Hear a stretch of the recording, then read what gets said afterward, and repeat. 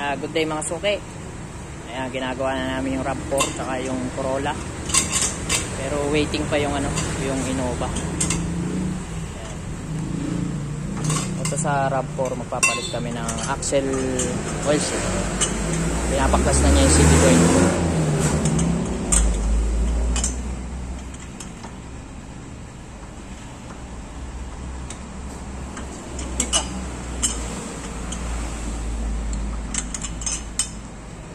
Tatanggalin niya yung CP joint. Balikan kita mamaya. Ito, nagawa na namin yung signal light niya. Pinalitan namin ng socket. Ngayon, ginagawa namin ngayon yung trunk niya. Yung Solex. Ito.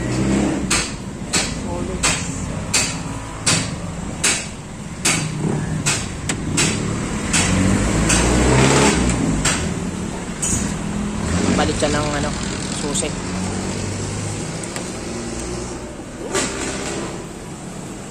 Hindi ko na ilalagay ko na. Ito na yung pinakano niya. Ha? Ito wala na to. Dalawa na kasi cover na. No. Yung palang nang sinasabi mong natatanggal sa likod, nakakabit pala talaga yun. Nakakabit pala talaga sa likod. Pero ang dami niyang daming spares. tabi niyo na lang yan sir pag magagamit yan. Oo. Ngayon, ito nakakabit na mismo. Pero tabi niyo na lang yan. Ngayon yung bagong Solex. Yung bagong susian. Wala yan. Yung dun yan sa condenser. Yung sa susi rin yan para hindi gumalaw. Spacer.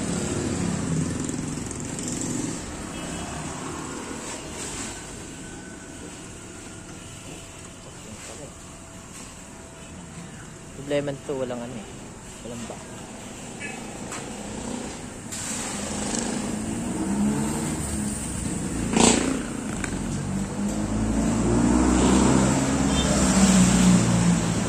Ayan, na-assemble na namin yung lock Solex. Ito yan no? Ano yan? Yung tinanggal mo na yan. Kanya rin yan sa loob. Pinakalock niya. Meron din yan yung bago. Ganyan.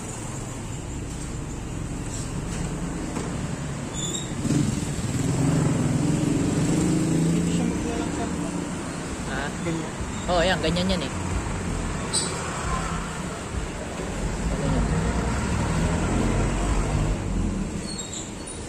balikan natin yan.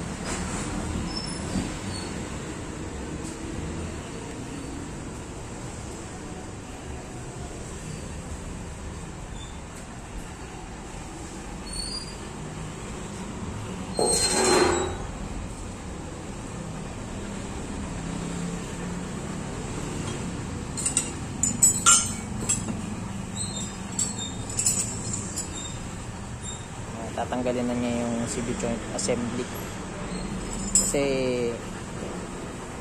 nakatusok yan dun sa axle oil seal.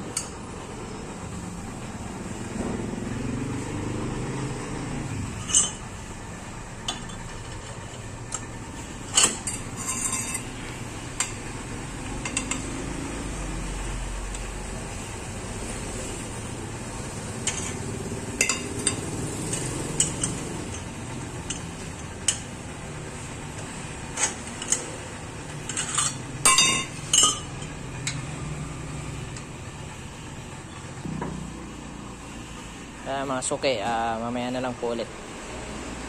Salamat po sa panonood. Good day po.